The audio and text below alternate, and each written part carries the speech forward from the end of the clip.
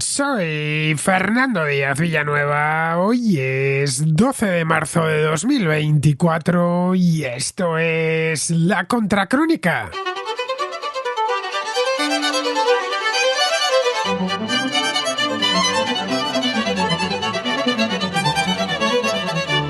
Las elecciones portuguesas celebradas este domingo, el día 10, han dejado un mapa parlamentario endiablado.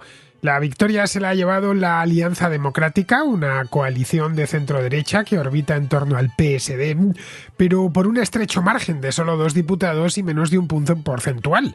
El candidato de Alianza Democrática, Luís Montenegro, obtuvo 79 escaños y se queda muy lejos de la mayoría absoluta, que en la Asamblea Portuguesa es de 116 escaños. El Partido Socialista, liderado ahora por Pedro Nuno Santos, se desplomó. Ha pasado de 120 a 77 diputados, es decir, ha perdido 43 diputados con respecto a las anteriores elecciones, celebradas hace poco más de 2 años. No solo han visto cómo se esfuma la comodísima mayoría absoluta de la que disfrutaban, sino que han quedado en segunda posición, sin posibilidad siquiera de formar un gobierno de coalición con otros partidos de izquierda como los comunistas, el Bloco de Esquerda o los ecologistas de un partido llamado Libre. Con estos resultados, quien sí podría gobernar es Montenegro, pero no depende enteramente de él.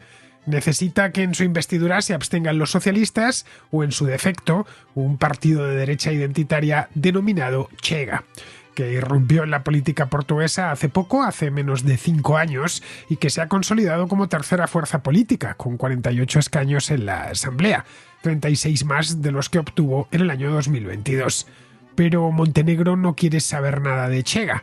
Pretende gobernar en solitario, sin integrarles en el gobierno. Por no querer, no quiere siquiera comprar con algunas concesiones su abstención en la Asamblea para garantizarse la investidura. Si se mantienen sus 13, la llave de la gobernabilidad la tendrá el Partido Socialista. Si deciden junto al resto de partidos impedir el acceso de Montenegro al gobierno, se producirá entonces un bloqueo del que solo se podrá salir mediante otras elecciones. Para los socialistas portugueses esto ha sido una suerte de premio de consolación.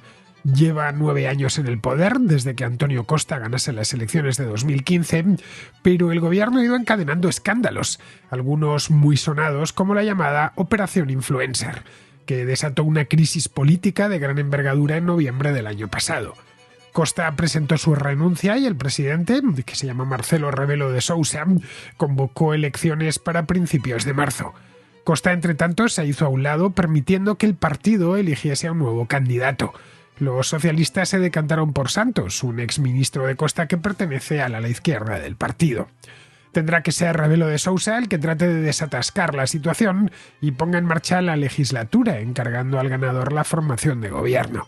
En principio eso le corresponde a Montenegro, pero se desconoce si se conformará una mayoría de bloqueo que le impida ser investido.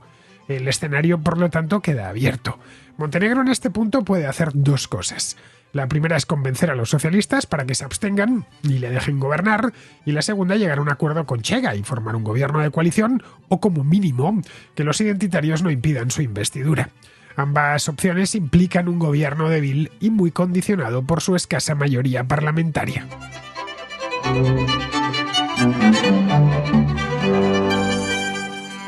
En el mes de noviembre del año pasado, cuando en España andábamos liadísimos, de hecho, con la ley de amnistía y la investidura de Pedro Sánchez, que se produjo a mediados de ese mes, el día 16, si mal no recuerdo, tras el acuerdo con Junts por Cataluña, en fin, toda la actividad que tuvimos, callejera especialmente, y también parlamentaria aquí en España en el mes de noviembre, finales de octubre, principios de noviembre, eso hizo que la prensa no se fijase en otra cosa más que en lo que sucedía dentro de España. Bien, pues mientras sucedía todo eso, en Portugal estalló una crisis política de grandísimas dimensiones.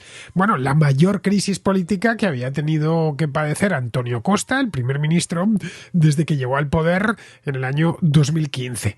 A todo esto lo dieron en llamar allí Operación Influencer, y terminó llevándose por delante al gobierno en su práctica totalidad en cuestión de unos pocos días.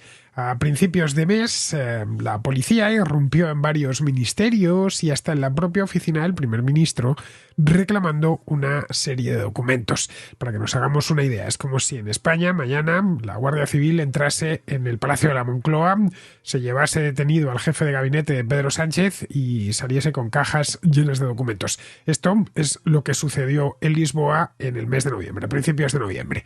Bien, los agentes estaban allí por orden de la Fiscalía, que llevaba ya un tiempo investigando 3 negocios que sospechaba que estaban plagados de irregularidades. El primero de esos negocios era una mina de litio en la localidad de Montealegre. Esto está al norte de Portugal, en Trás-os-Montes. Cualquier gallego, cualquier zamorano conocerán, no sé si Montalegre, pero sí desde luego toda aquella región. Concretamente Montalegre está en el distrito de Vilarreal, que es fronterizo con la provincia de Orense. Bien, en el año 2019, es decir, 4 años antes, el gobierno de Costa había dado luz verde a una mina de litio. Ya sabéis que están con el tema del litio y también haciendo prospecciones en esa misma zona, pero en el lado español, en lugares como Salamanca. Pero luego quedó paralizado el proyecto por su impacto ambiental. Vamos, lo mismo que está pasando en el lado español. Este era el primero de los negocios. El segundo era una planta de hidrógeno verde en la ciudad de Sines.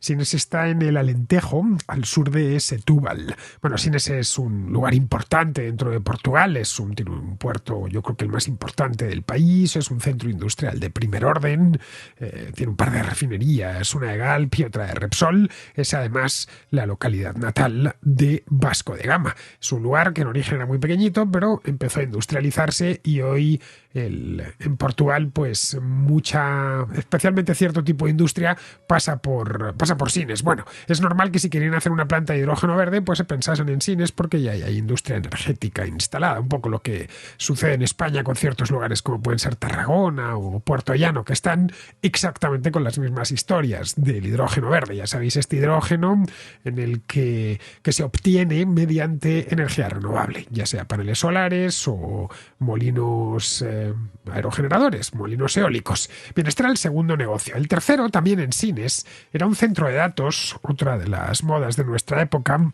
que iba a ser alimentado por energía renovable. Portugal está muy bien situada para los centros de datos porque es un país marítimo y los cables submarinos perfectamente pueden, y algunos de hecho tocan tierra en Portugal. En fin, todo olía mal en los 3 proyectos, especialmente en los 2 de Sines. Había mucho dinero en juego, tanto privado como público, y el fiscal sospechaba que tras esas inversiones había un esquema de enriquecimiento ilícito, del que se estaban beneficiando gente cercana al gobierno de Costa. Empezó a tirar del hilo hasta que a principios de noviembre, no recuerdo el día, no sé si fue el 4 o el 5 de noviembre, decidió poner en marcha esta operación influencer y hacer las detenciones oportunas, llevarse cajas con documentación, y puso a los portugueses ese día de los nervios porque no sabían muy bien qué era lo que estaba pasando. Portugal, en líneas generales, es un país extremadamente tranquilo, también en cuestiones políticas. No es habitual que la policía irrumpa en la residencia o la oficina del primer ministro y empiece a llevarse cajas con documentos. Bien, el resultado de aquella redada fue la detención del jefe de gabinete de Costa. También detuvieron al alcalde de Sines, que al parecer estaba involucrado en todo aquello. El ministro de Infraestructuras y el presidente de la Agencia Portuguesa para la Protección del Medio Ambiente, en este caso era por lo de Montalegre, también fueron encausados. De todo esto se informó en España en la sección internacional, pero como había tanta actualidad nacional, el asunto quedó bastante relegado. Yo me enteré en aquel entonces y me llamó la atención que pasase algo tan gordo en nuestro pacífico vecino. Durante días, de hecho, en Portugal no se habló de otra cosa más que de la operación influencer esta. Dimitieron 2 ministros, este de Infraestructuras, que se llama João Galamba, y el de Medio Ambiente, que se llama, se sigue llamando, aunque ya no es ministro de Medio Ambiente, Duarte Cordeiro. Además de eso, cayeron víctimas de esta operación 11 secretarios de Estado. La prensa no tardó en pedir la cabeza de Costa. A fin de cuentas estaba su propio jefe de gabinete implicado en toda esta historia. No aparecía él, como Antonio Costa, directamente señalado por el escándalo, pero sí que lo estaba una parte considerable de su gabinete. Así que los periódicos en sus editoriales, los articulistas de opinión empezaron a pedir responsabilidades políticas. La oposición, entre tanto, se frotaba las manos pensando que después de tantos años tratando de derribar al gobierno Costa, que había incluso renovado su mayoría con una mayoría absoluta espectacular en el año 2022, es decir, año y pico antes, pues que lo iba a conseguir un simple caso de corrupción. Y ojo, lo consiguió. El presidente del país, Marcelo Rebelo de Sousa, le llamó a consultas y le pidió explicaciones. Dijo que era lo que pasaba, que estaba todo el país nerviosísimo, que no podía ser, que esto hasta dónde iba a llegar. El presidente de Portugal puede hacer este tipo de cosas. Es un presidente con supervitaminado. Presidente de la República no tiene tanto poder como pueda ser Macron, por ejemplo, no digamos ya el presidente de Estados Unidos, pero sí tiene más poderes que tienen otros jefes de Estado. No digo ya los monarcas, que por supuesto no tienen ninguno, por lo menos los monarcas europeos, pero son jefes de Estado republicanos que no han sido elegidos por sufragio directo. Caso de presidentes de repúblicas como la alemana, que son elegidos por acuerdos parlamentarios. Esto de ser elegido por sufragio directo le da al presidente de Portugal una legitimidad extra que justifica que tenga estos poderes extraordinarios. Rebelo de Sousa, además, es un presidente muy popular. Ha ganado 2 veces las elecciones presidenciales. La primera vez fue en 2016 y la segunda en 2021, con más votos incluso que la primera. Es un tipo, ya digo, muy popular entre los portugueses y que goza de, aparte de cierto poder o de ciertos poderes, una serie de competencias, goza de mucha autoridad, de autoritas. Esta es la razón por la que no le tembló el pulso en noviembre y cuando recibió a Costa en su despacho le pidió que abandonase el cargo, pero que lo hiciese de forma ordenada. Costa no se hizo de rogar, presentó su dimisión y se convocaron elecciones para el 10 de marzo, es decir, para este mismo domingo. Entre tanto, Costa seguiría como primer ministro de forma interina hasta que se eligiese una nueva asamblea. Los del partido, el Partido Socialista, quiero decir, los del partido de Costa, dijeron que sugirieron la posibilidad de que Costa se fuese y entrase como recambio suyo a alguien del partido. Incluso aportaron una serie de nombres, pero que se agotase el mandato. El mandato había empezado solo un año y pico antes, entonces podían seguir gobernando hasta el año 2026. Pero a Rebelo de Sousa no le terminó de convencer, pensó que ya el gobierno socialista había quedado herido después de un caso tan grave y decidió disolver la Cámara, mejor dicho, porque Portugal no tiene 2 cámaras, tiene solo una, la Asamblea Legislativa. Costa naturalmente no se presentaría a estas elecciones porque carecía después de este escándalo, de legitimidad para hacerlo y además, en el caso de que se hubiese presentado, hubiera sido un objetivo muy fácil de batir para los partidos de la oposición. Esto obligaba a buscar al Partido Socialista Portugués, le obligaba a buscar un candidato. La asamblea quedó disuelta un mes más tarde para que el primer ministro pues pudiese tuviese tiempo para poder aprobar el presupuesto de este año, del año 2024. Conforme a la ley portuguesa, desde la disolución de la Cámara hasta las elecciones tienen que pasar 55 días. Así que la fecha elegida sería ya de cara a la primavera, dejando un gobierno saliente, un gobierno el de Costa, sin facultades, completamente herido de muerte, facultades reales de hacer nada. Estaba ya marchándose, no le quedaba más que esperar. Pero bueno, la política, en fin, creo que la conocemos, en esto no cambia. La política en Portugal, quienes la habitan, mejor dicho, está poblado por el mismo tipo de gente, o mejor dicho, gentuza en todos los partidos que hay en España, en Francia, en Italia, en Estados Unidos y en cualquier país. La política es un estanque lleno de caimanes que se devoran entre ellos a dentelladas y no sabe de esperas. Así que todos los partidos se pusieron manos a la obra para ir renovando el plantel, especialmente el socialista, que era el más tocado de todos por el escándalo. En lugar de Costa, los socialistas eligieron un candidato más joven, un tipo llamado Pedro Nuno Santos, que había sido ministro de Infraestructuras de Costa hasta enero del año pasado. De hecho, su sucesor, João Galamba, es el que terminó encausado en esto de influencer. Dimitió. Pedro Nuno Santos había dimitido también por una historia turbia que se había publicado en prensa. Dimitió tras publicarse que un secretario de Estado de los suyos había recibido una indemnización altísima por el despido tras salir de TAP, de Air Portugal, que esta es la aerolínea de bandera portuguesa que fue renacionalizada por Costa en 2015. Bueno, ya sabemos para qué la renacionalizaron, para colocar clientela de partido, y que además de eso, TAP es como buena empresa pública, es una máquina de dilapidar dinero del contribuyente.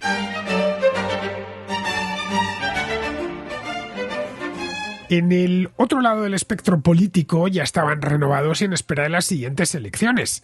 El principal partido de la oposición en Portugal es un partido llamado PSD, Partido Socialdemócrata. La PSD son las siglas de Partido Socialdemócrata, lo cual da lugar a ciertos equívocos, porque cuando desde fuera se mira la política portuguesa y vemos Partido Socialdemócrata, tendemos a pensar que ellos son los socialistas o los socialdemócratas. Esto especialmente les sucede a los alemanes, que tienen un partido llamado Partido Socialdemócrata que está en la izquierda o en el centro izquierda. Bien, el PSD portugués está en el centro derecha. Bueno, es un partido muy famoso, es el partido de Durão Barroso o de Cavaco Silva.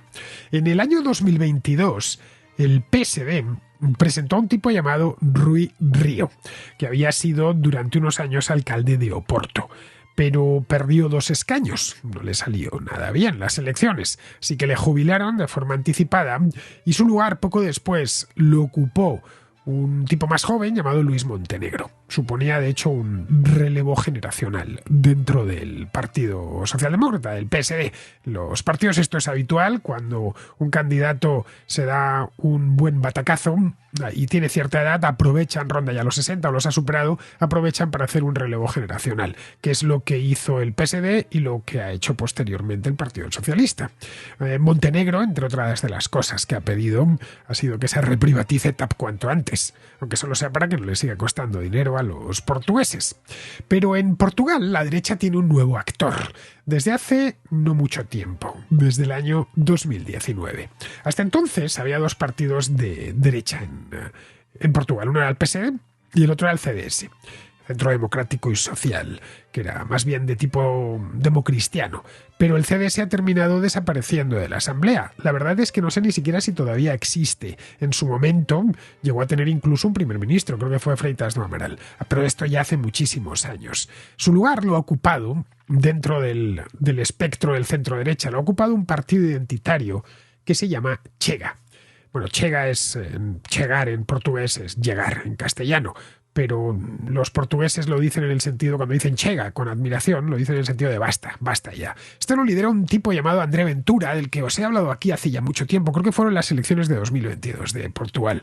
Pues bien, este hombre se coló en la Asamblea en 2019 con un solitario escaño y se pensó que no iba a pasar de allí.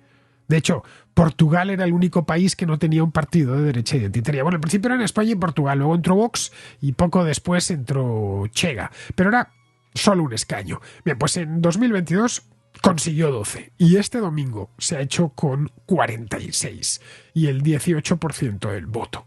Chega es, para que nos entendamos, algo parecido a Vox en España. No es casual que durante la campaña electoral de estos últimos días Santiago Abascal viajase a Portugal para apoyar personalmente a André Ventura, que bueno, como Abascal con el Partido Popular, Ventura, antes de fundar Chega, porque él es uno de los fundadores, militó en el PSD. Fue incluso concejal del PSD en una ciudad dormitorio al norte de Lisboa que se llama Loures. Abascal, como bien sabemos, antes de fundar Vox, allá por el año 2014, había sido diputado autonómico del Partido Popular. Bien, los de Chega inciden en lo que inciden siempre estos partidos, pues en la identidad portuguesa, y siguen los temas habituales de todos los partidos de derecha identitaria que hay en Europa. Ya sabéis, el rechazo a la inmigración, especialmente la de origen musulmán, el rechazo al aborto, a eso que denominan ideología de género, el apoyo a los valores tradicionales, la familia, etcétera, el patriotismo, evidentemente, todo eso que puede defender, no sé, no muy diferente a lo que es Vox en España, como os digo, a la Agrupación Nacional Francesa, Alternativa por Alemania. Algunos analistas de izquierda, obviamente, califican a Chega de ultraliberal. Ya sabéis que para la izquierda, especialmente la extrema izquierda, lo de ultraliberal es el insulto favorito, o neoliberal o ultraliberal. Lo de neo parece que se les ha quedado corto y ya cada vez utilizan más el ultra. Pero llamemos los ultraliberales en Portugal tienen también un partido, si queremos llamarlos ultraliberales, un partido con representación en la Asamblea, estoy diciendo.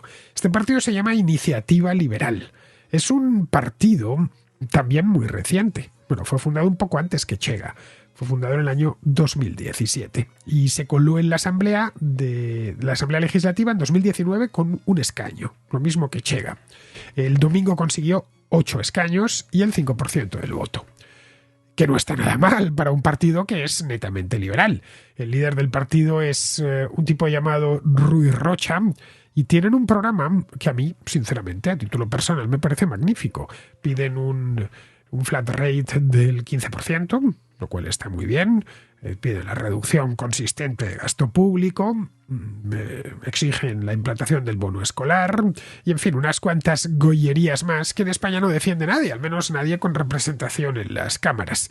Aquí ya sabéis que se nos va toda la energía en la organización territorial del Estado y en sacudirnos con las banderas en la cara. Tenemos que aprender de los portugueses, eso es indiscutible. De los portugueses liberales, quiero decir. La izquierda portuguesa es también muy variada.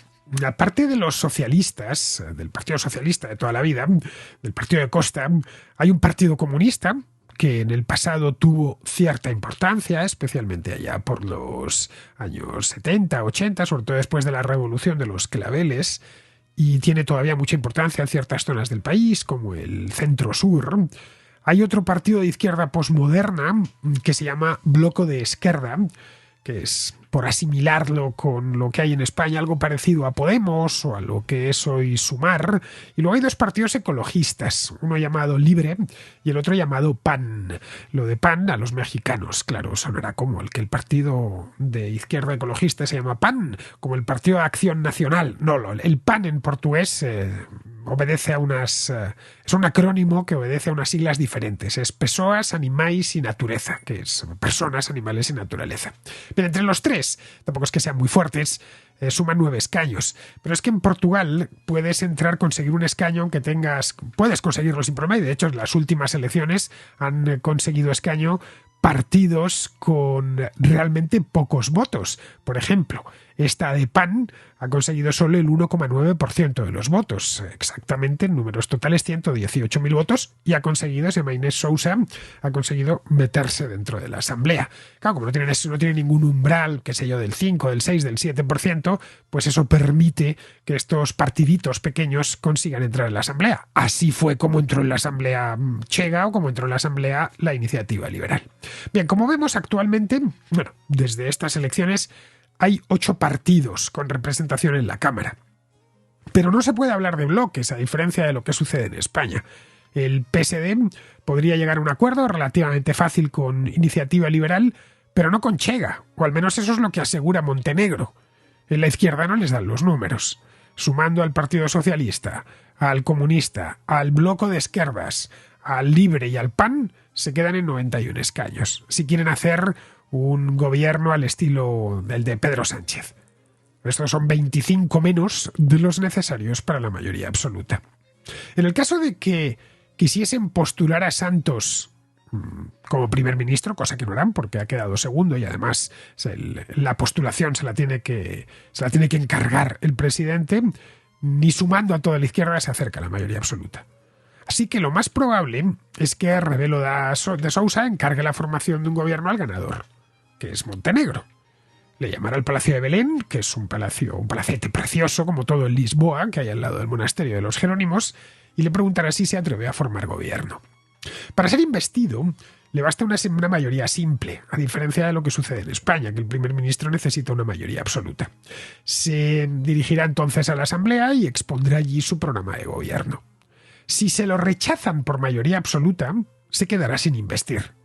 Así que, más que apoyos, es curioso porque es al contrario de lo que sucede en España, donde el primer ministro busca apoyos, lo que tiene que buscar allí son abstenciones. Tratará de comprar la abstención de los socialistas o la abstención de los de Chega. comprará a unos o a otros, digo yo, en función de lo que le piden a cambio. Si no consigue que uno de los dos se abstengan, entre ambos suman 125 diputados, 77 el Partido Socialista y 48 Chega, se quedará fuera y no tendrá ya otra oportunidad.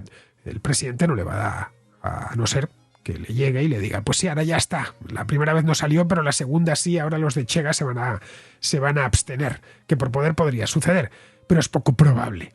Así que el presidente tendrá que disolver la Cámara y convocar elecciones, pero no serán dentro de 55 días, sino de 6 meses. Antes de eso tendrá que nombrar a un primer ministro interino, porque Costa se va sí o sí, en tanto que presentó su renuncia por petición expresa del presidente. Así que si hay nuevas elecciones serían ya a final de año, entre octubre y noviembre más o menos, porque la Asamblea no quedará formalmente constituida hasta principios de abril.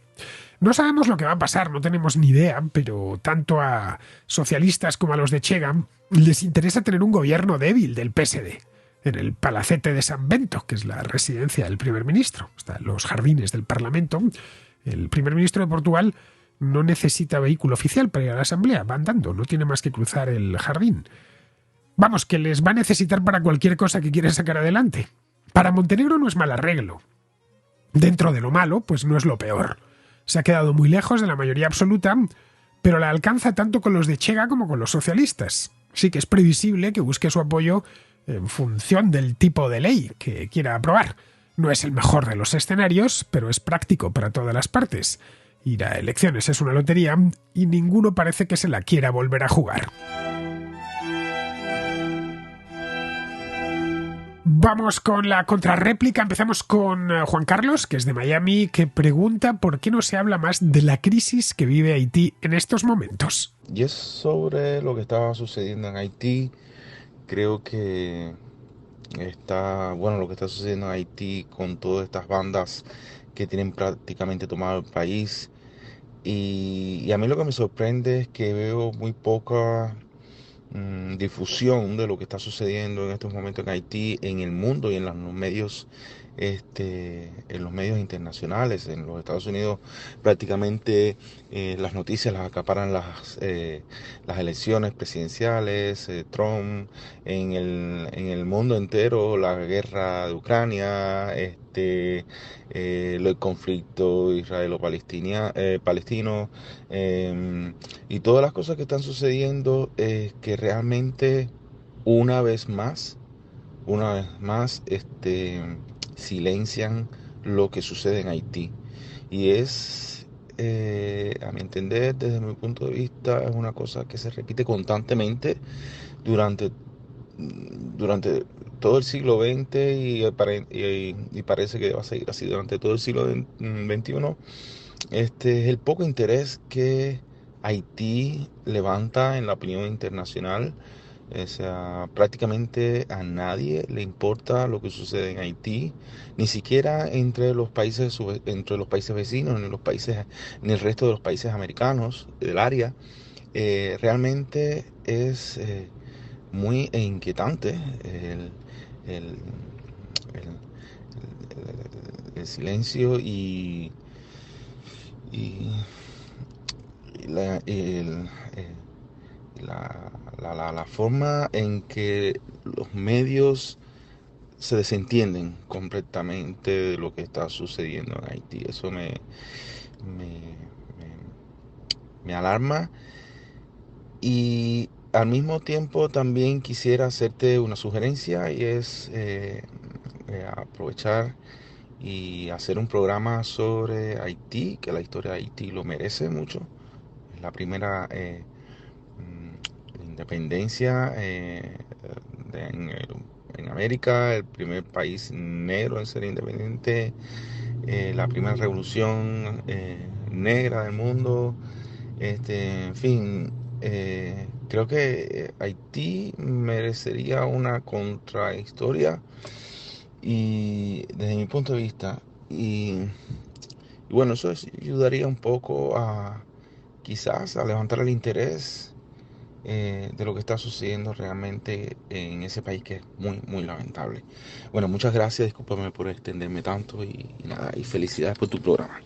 De Haití no se habla o se habla muy poco, Juan Carlos, porque Haití realmente no interesa a nadie, salvo a los haitianos. Bueno, a los haitianos y a sus vecinos dominicanos que miran aterrados hacia Poniente cada vez que Haití se desestabiliza, porque les entran miles de inmigrantes.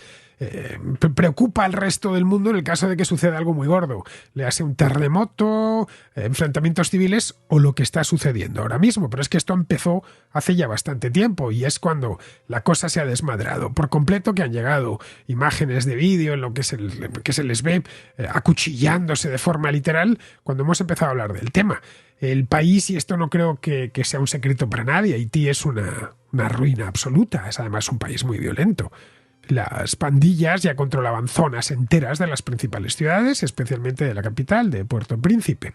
Hace 3 años, esto fue en 2021 creo, el presidente Jovenel Moïse se largó, creo que hizo un programa, hizo un programa en su momento sobre esta historia. Y entró uno nuevo, un tipo llamado Ariel Henry, y la cosa ha ido a peor. De hecho, el estallido de estos últimos días ha coincidido con un viaje que había hecho el presidente Henry a África.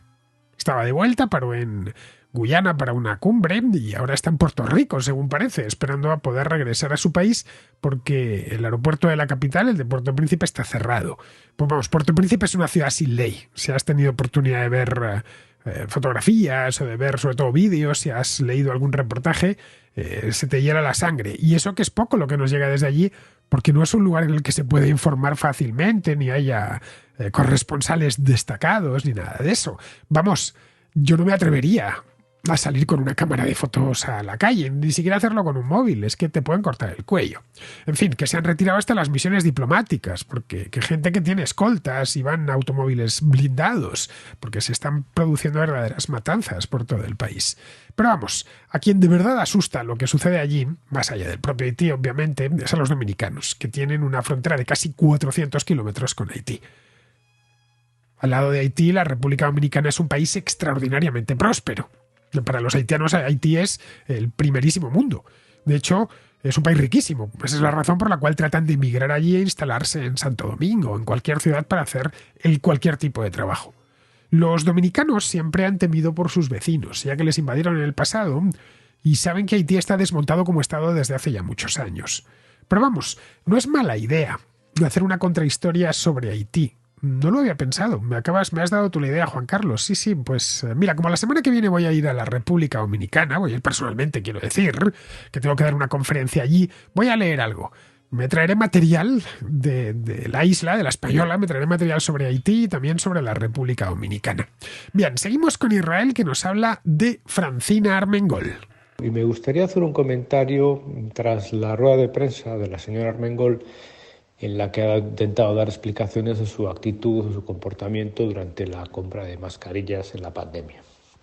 No voy a ahondar en un poco los detalles mollares porque han sido suficientemente comentados, pero sí me gustaría decir que hay 2 aspectos de una intervención en su conjunto disparatada en la que la señora Armengol tiene razón. Ella ha puesto encima de la mesa 2 cuestiones. La primera es que ha utilizado la sibilina fórmula de que los funcionarios no me han puesto pegas.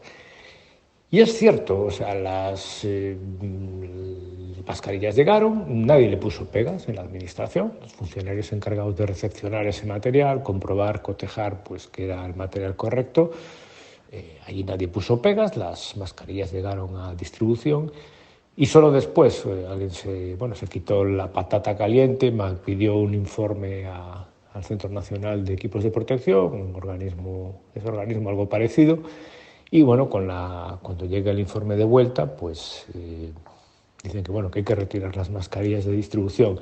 Al parecer no hay ningún funcionario en Baleares capaz de hacer este análisis por sí mismo. Es decir, no sé, o bien cada uno que saque sus propias conclusiones. También tampoco ha habido pegas para pagar las mascarillas, la intervención ha dado el visto bueno, es decir, nadie le ha puesto la prueba a las trapalladas que estaba montando Armengol y sus compinches. Desde luego la función pública ha brillado a un gran nivel en esta cuestión. Todo para vivir tranquilos y no tener problemas con el poder político. Y la segunda cuestión es la actitud del Partido Popular, que no ha movido un solo dedo pues para intentar averiguar qué ha sucedido con las mascarillas. Ahora sale la noticia de que con fecha 22 de febrero de 2024, es decir, repito, 22 de febrero de 2024, un gobierno que toma posesión el mes de julio de 2023, ha ordenado una completa auditoría del tema de las mascarillas. Pero claro, por el camino el expediente que sibilinamente abrió Armengol el último día de mandato para solicitar la devolución del dinero, pues ha caducado. Con lo cual el PP de nuevo nos somete al dilema de si son tontos, si están en el ajo, o si devorados por los complejos, pues no han querido levantar las alfombras, ellos sabrán por qué, de la administración Armengol. Al Partido Popular Israel ya sabes que le gusta poco eso de levantar las alfombras cuando llega al poder. Consideran que ya están donde querían y no quieren remover más el asunto. Lo han hecho siempre que llegan al poder, en cualquier administración y en cualquier momento. Lo hicieron en el 96 con Aznar y en el año 2011 con Rajoy. Es previsible que si vuelven al poder en un futuro inmediato, pues hagan lo mismo con Pedro Sánchez. El Partido Popular es como es, y creo que no nos vamos a sorprender a estas alturas. Respecto al tema de los funcionarios a los que se refirió Francina Armengol durante su comparecencia, a ver, aquello fue una excusa de mal pagador. La presidenta de la comunidad es responsable de lo que hagan mal los funcionarios que están por debajo de ella. Aparte de eso, sí que tuvo constancia plena de que las mascarillas eran defectuosas. Tanta constancia que las decidieron meter en un almacén. El tema es que... y que ni siquiera solicitó el reintegro al proveedor. El tema es que no tenía defensa posible y ella lo sabía. Así que se fue por los cerros de Úbeda. Trató de alejar responsabilidades a sabiendas de que aquello no es un tribunal, que era una simple rueda de prensa en la que no tenía ninguna necesidad ni de decir la verdad ni de soportar muchas preguntas incómodas. Se la notaba de cualquier manera ofuscada, nerviosa, porque hasta indignada, como para que veáis lo que tengo que hacer por vosotros, para que veáis si soy demócrata, que vengo aquí cuando no tengo ninguna necesidad. Pero claro, imagínate que eso mismo lo hubiese hecho la oposición. Ella misma se hubiese encargado de ajusticiarles. Vamos, que su postura era indefendible y así se pudo ver. Vamos, ni siquiera la prensa más entregada al gobierno de Pedro Sánchez, que sabes que la hay, y me consta además, Israel, que me consta que la sigues, porque te gusta castigarte como a mí, ni siquiera esta prensa tan entregada acertó a defenderla, porque es que era imposible de defender. Bien, seguimos con Roberto, que a raíz de la conmemoración ayer del 20º aniversario de los atentados del 11 de marzo, nos habla de todo lo que no sabemos sobre ellos. Buenos días, Fernando. En primer lugar, darte la enhorabuena por el gran trabajo que haces día tras día. Este audio es en relación al 11M. Este año se cumplen 20 años del mayor ataque terrorista de la historia de Europa. Me gustaría conocer tu opinión al respecto. Yo sé que eres una persona poco dada a las teorías de la conspiración, pero en este caso pues sí que hay bastantes pruebas tangibles que no cuadran con el procedimiento habitual tras un atentado de estas características y con lo que se contó en el juicio. Algunas cosas son por qué se destruyó el tren, todos los trenes 72 horas después de los atentados y no se sabe a día de hoy quién dio las órdenes, porque apenas llegaron pruebas de dentro de los trenes al juicio, porque en consecuencia no se sabe a día de hoy y en la sentencia no queda claro qué tipo de explosivo explotó dentro de los trenes, porque la mochila Vallecas apareció tras un periplo bastante curioso por todo Madrid en la comisaría Puente de Vallecas y llevaba metralla cuando ninguna de las otras mochilas que explotaron dentro de los trenes llevaba metralla, y un largo etcétera, que no entraré ahora por mantenerlo breve. Entonces me gustaría saber cuál es tu opinión. Muchas gracias. Pues no, Roberto, no soy muy amigo de las teorías de la conspiración porque son siempre falsas. Son falsas, interesadas y solo buscan esparcir la desinformación. Yo o sé o no sé, pero no especulo, dando a esas especulaciones valor de veracidad. Especulo como especula todo el mundo, pero evidentemente asumo desde el primer momento que son especulaciones. Considero que sé algo cuando lo tengo probado y documentado. Considero que no lo sé cuando no sucede ni una cosa ni la otra. Evidentemente es mucho más lo que ignoro que lo que sé, y soy perfectamente consciente de ello. Lo que no hago es tratar de llenar esos agujeros de conocimiento, lo que me falta, con especulaciones a las que adjudico certidumbre. Pues bien, eso mismo es lo que me pasa con el 11M y lo que nos debería pasar a todos. que ignoramos más de lo que sabemos a ciencia cierta. Por eso desconfío de las teorías de la conspiración. Luego, respecto a lo que pienso sobre el atentado, la investigación, el juicio posterior, etc. A ver, subí ayer un vídeo que grabé en el mismo Bosque del Recuerdo, en el Parque del Retiro. Estos vídeos que hago pues todas las semanas, que voy en bicicleta, a veces en el Retiro y otras veces en otros parques de Madrid. Voy a los parques porque si lo hago por la calle hay mucho ruido del tráfico. Y hablo de temas nacionales generalmente, pero no siempre. Bueno, pues ayer escogí este tema precisamente. Luis Más me salió, yo creo que la contra más largo desde que hago este tipo de vídeos, y la cosa ya va para 4 años. Es un vídeo largo, de más de 40 minutos. Me tomé algo más de tiempo para explicarme bien, así que te invito a verlo. Lo tienes, para no repetirme, vamos, lo tienes en mi canal de YouTube. Si estás escuchando esta contracrónica por YouTube, pues es el vídeo que está justo debajo de este. Si lo estás haciendo por iVoox, no tienes más que ir a mi canal de YouTube, que es Díaz Villanueva. Entras allí y te lo encontrarás arriba del todo. Bien, vamos a terminar ya. Vamos con Pizarro, que nos habla de Donald Trump y de cómo se enfrenta ya a solas, en directo, vamos, de aquí a la nominación en el Congreso de la Convención de Milwaukee, y luego ya a solas contra Joe Biden.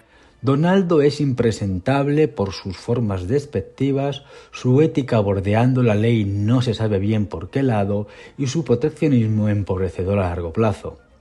José es impresentable por estar inmerso en un proceso neurodegenerativo galopante, por una política exterior cucarachil y por una política económica errática. Donaldo le hace la campaña a José y José a Donaldo, y por increíble que parezca, no hay alternativas a estas miserias. En eso, estadounidenses y españoles estamos hermanados. Un cordial saludo de Pizarro. Y hasta aquí, queridos amigos, llega la contra de hoy, 12 de marzo, mañana 13, y estaré otra vez por aquí. Hasta mañana.